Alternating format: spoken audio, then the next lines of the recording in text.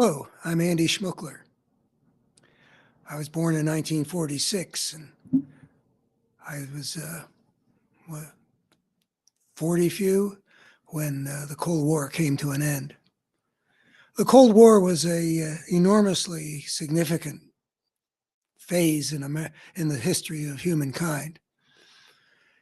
I don't think ever before had there been such a global scale struggle for power, and this one taking place after human beings had harnessed the power of the atom to explode in such a way that the very continuation of life on Earth might be threatened by the all-out nuclear war that might occur between the two superpowers. A global chessboard with human survival at stake. And it was also a struggle between what was called at the time the free world and a Soviet Union that was, Cold War began with Stalin still in charge. And the death of Stalin made for some important changes in the Soviet Union politically. But in terms of the Cold War and the rivalry between two sets of actors on a global chessboard, I don't recall there's any significant change away from the Cold War. And it only happened many years later. And it was very formative for my generation and not really less significant than World War II.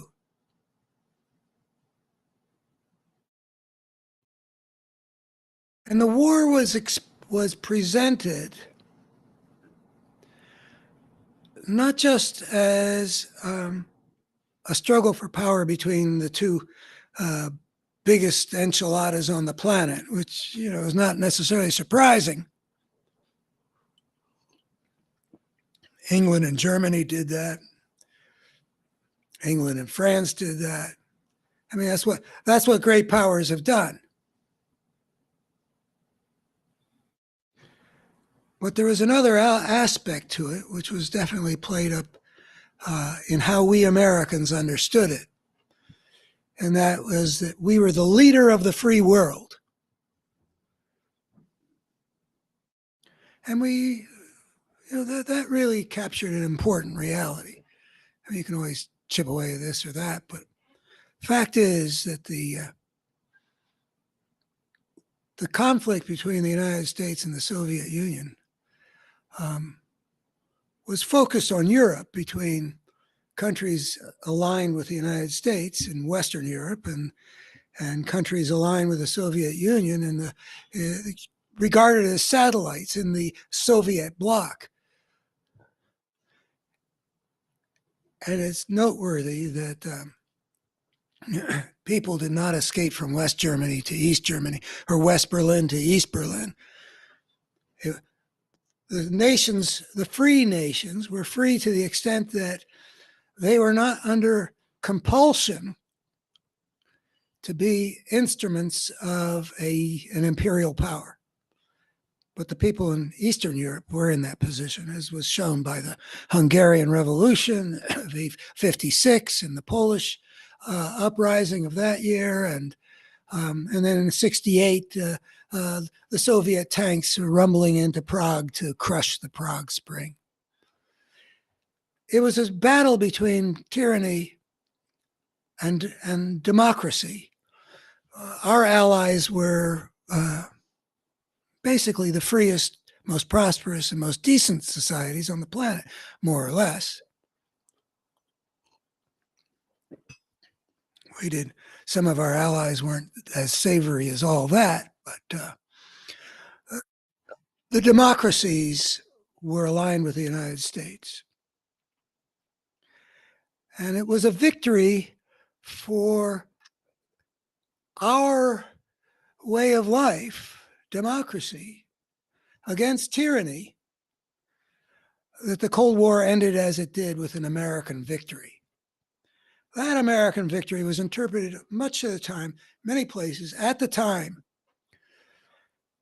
as a victory for our kind of society.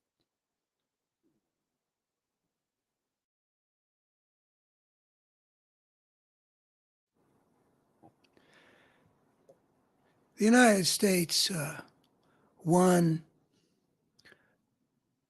because of many reasons.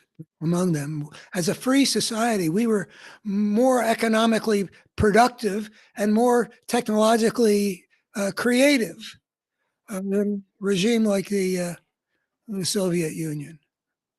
They couldn't match us in an arms race.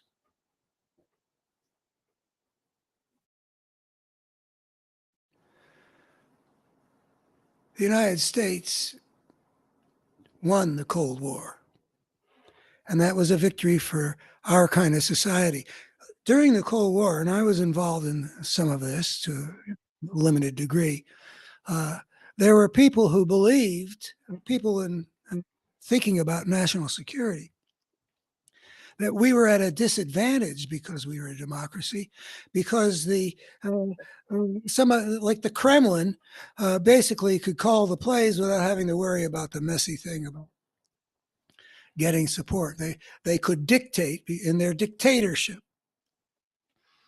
whereas free societies have to mess around with things to get anything accomplished. But we won. It turned out that whatever the advantages were of a totalitarian state for a global struggle for power, they were they were weighed down, they were overwhelmed by the advantages of a free society. That's how people thought about it, as I recall. I couldn't put my finger on any of that, but I was left with it. Well, the Soviets lost that. But there has risen to power in the last 20 some years in Russia, a former member of the Soviet KGB, Vladimir Putin, for whom the fall of the Soviet Empire was a great historical catastrophe, not as we have looked at it as, well, the way I looked at it before, I thought it was one of history's most marvelous developments. That the Cold War could end and end peacefully, address so many fears that so many people had felt so deeply for so long. Really pretty great. And I thought that the idea that the Russians might now enjoy a democracy, which seemed a real possibility, I thought that was another one of history's wonderful things. Like it's the way I felt about South Africa managing to end apartheid in a bloodless way. I worked in foreign policy circles back in those years about boycotting apartheid South Africa. And people did not think a peaceful end was possible, yet one was achieved. I wish that the results that are visible right now to that, what seemed like a fine development, I wish it was more encouraging that things are improved. But apartheid was an appalling system. And so free societies won because they had larger GDP, could outspend their rivals, had more dynamic creativity that they tapped into, greater mastery of technology, the world's hub of technological advance. And so we won. And the Soviets made some bad decisions like Afghanistan.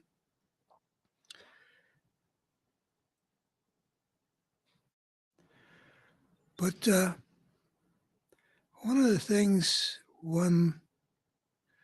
I try to absorb as I continue to watch how history unfolds is that there are a lot of places where things can bounce off and go in a different direction.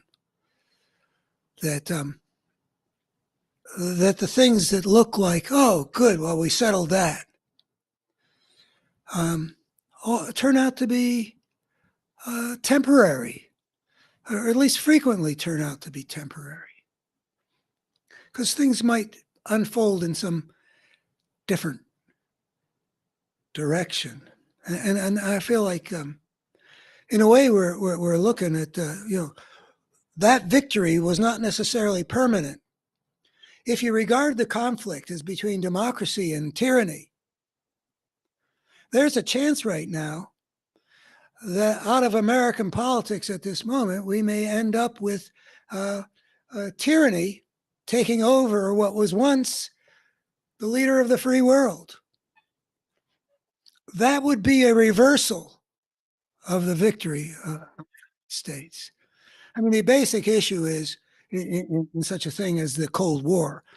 How much of human civilization is going to be governed by a certain kind of political system that works from the bottom up?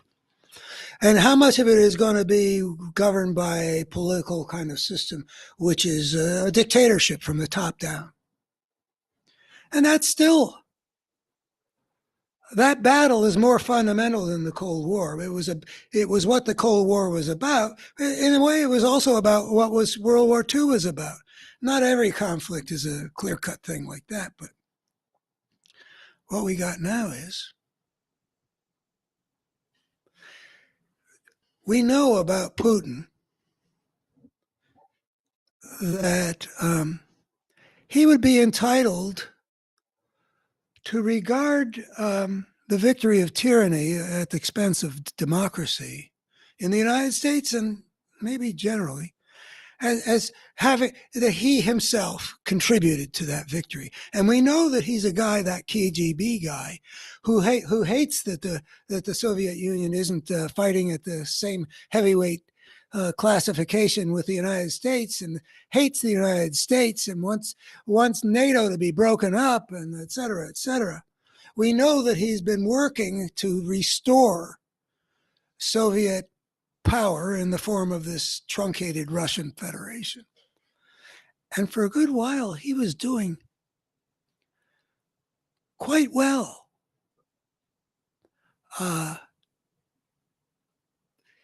He was undermining democracy in various Western European countries by supporting certain things.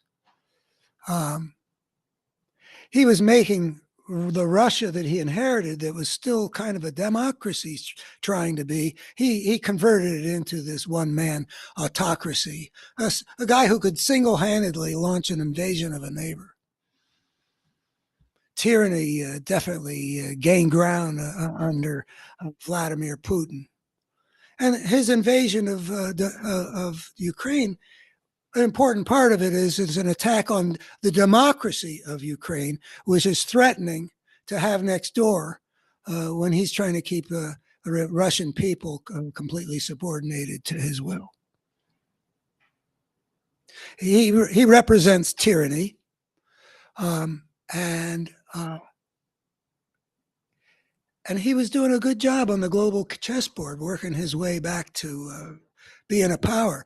He developed a relationship with Syria that gave them a port on the Mediterranean. Big breakthrough in terms of Soviet or Russian strategic situation. I myself felt that he was a very adept strategic player, which is why it's been so shocking that he made such a multi-dimensional blunder with Ukraine. But I was very impressed with what he's been able to do, maneuvering his way in the world. And I would give him some you call it credit, but to me it's ugly, and I call it blame. I think that Putin gets some uh, of the responsibility for the fact that democracy has declined in the world since 2006, according to some of you. And that there's been a rise of fascism in a lot of places around the world that don't seem that connected. But definitely Putin helped in places like France, whether he had anything to do with, that we got Brazil and Turkey and India all going in the direction of fascism. I don't know. But Putin has definitely been playing a game to undermine democracy, and he's been accomplishing a fair amount. So it looked until he misjudged Ukraine, he misjudged Ukrainians, he misjudged Joe Biden, he misjudged the will of the peoples of Western Europe. I mean, there wasn't anything important about that situation that he didn't misjudge.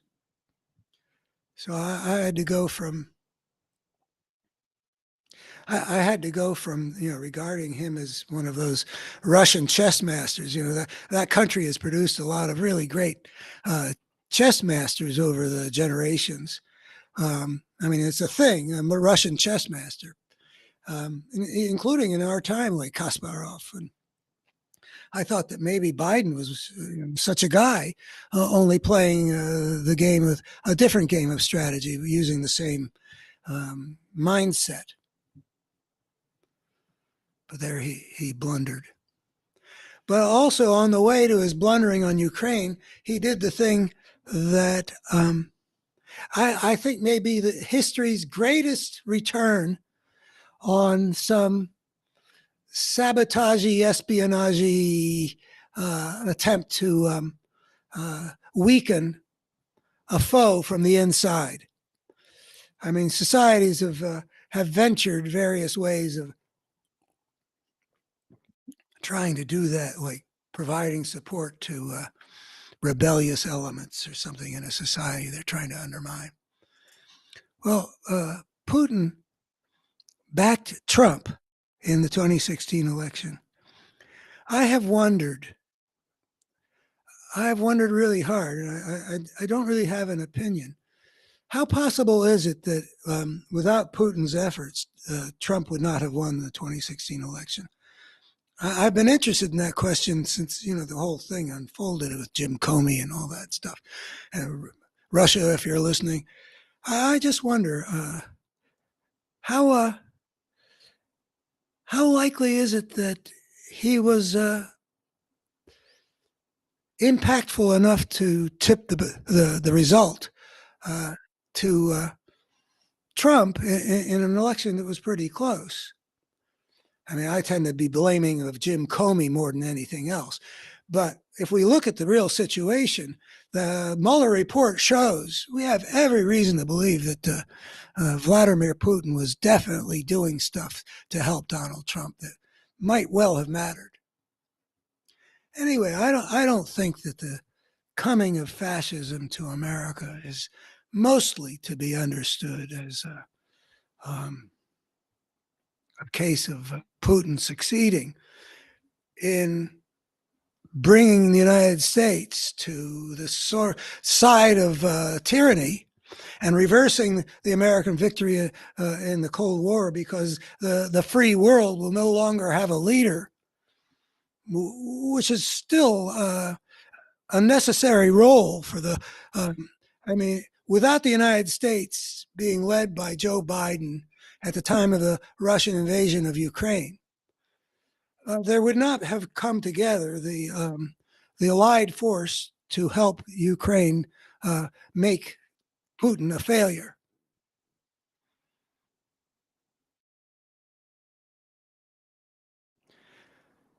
And here we're going into a 2024 election where, with however much or however little to do with what Putin does, there is a real chance that the side that Putin has been trying to help and continues to try to help will come to power and that will reverse the Soviet loss of the Cold War and will mean that tyranny, rather than freedom,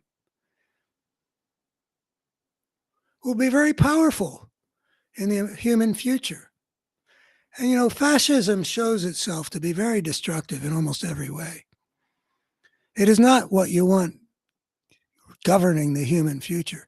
Do we want to create a world in which something like a nuclear holocaust can't end the life's experiment with us as civilized creatures?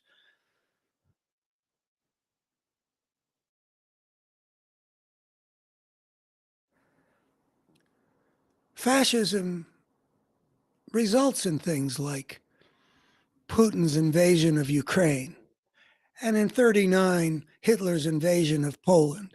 That's what they do. Do you think that the world that's ruled by people like Trump will inspire humanity to deal with the challenge of climate change in a constructive way that acts as if it cares about how our children and grandchildren are going to do? Now, the victory of fascism is not something that's okay for civilization. It is a breakdown of civilization.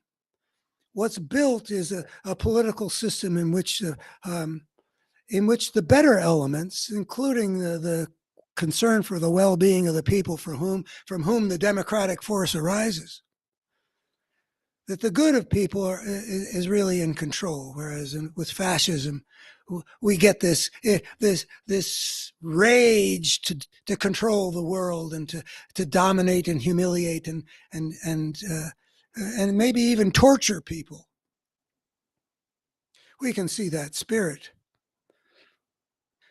What Putin has done, and the total picture of the war shows a real human monster. What Trump does in our American political is sign of an obvious political monster. And that is representative. He's unique. Tyrants take all kinds of shapes, not just Hitler and Trump, but this guy Xi in China and way back before him, Mao, Mussolini, and the world's had a whole lot of dictators, and we've seen what they've been willing to do. It covers a lot of territory, but it's always got a real ugliness about it. Making freedom work is definitely what humanity needs. And the United States, as the leader of the free world, needs to remain a democracy. I mean, the fate of humankind, well, I don't know enough about the forces at work to say, if Biden wins in 24, human civilization will survive. And if Trump wins in 2024, human civilization won't survive. But the odds will move in those directions, depending on which way it goes.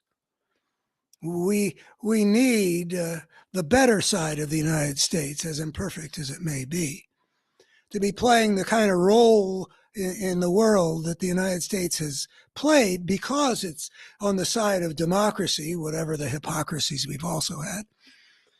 We need the United States to lead that portion of humanity that's gotten the problem of power under some reasonable control.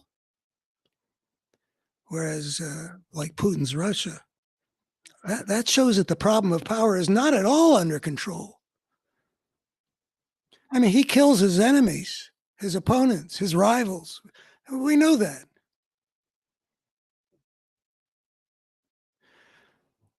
The choice is important and the choice is real. And we cannot let the victory of our kind of a society that we won in the Cold War through going through great danger to do so. We cannot let that get reversed by having an American electorate somehow choose the path of tyranny that Putin has been so glad to help out in taking control of the United States. I'll be back on Thursday at 11 a.m. to do another episode of Man on a Mission. Hope that you'll tune in. Hope that you'll go to my website, A Better Human Story, where I try to lay out something that I think really has a potentially valuable role to play if I can get this stuff out into the consciousness of our civilization. I don't think that Putin's the main reason why we're heading in the direction of fascism. I think we've got our own homegrown fascism, with Putin helping it out in alliance. But I've written a piece which I'm sending out into the world to try to represent this dimension of the truth, because I think that maybe the patriotic people that I live among in this Trumpian area, that maybe by bringing into their minds that moment of flag-waving happiness that the United States won the Cold War, that maybe I can tap into that kind of patriotic feeling and move them away from supporting, as most of the people I live among do, the guy who represents the end of American democracy and the coming of fascism, tyranny, to this nation that really plays an important, positive role. Flawed as we are, without us, a lot of good things wouldn't get done. So those of us who care about humankind getting its act together has to care just as deeply about democracy beating fascism in this moment.